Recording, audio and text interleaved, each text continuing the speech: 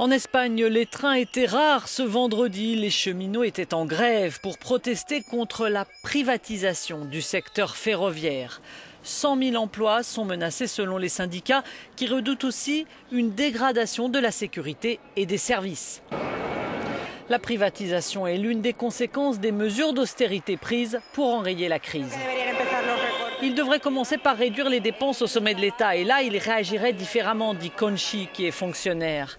Les fonctionnaires, ce sont eux qui porteront le fardeau des nouvelles décisions du gouvernement Rajoy. Réduction de salaire, d'emplois, disparition de certains avantages. Plus de 900 milliards d'euros, c'est ce que l'on doit à l'étranger.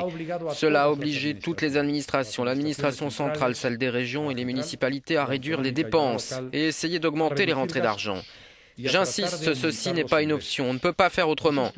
On ne peut pas dépenser si on n'a pas de rentrée d'argent et en plus on ne peut pas dépenser si on ne nous prête pas d'argent. C'est ce qui nous a obligés à prendre beaucoup des décisions difficiles que vous connaissez.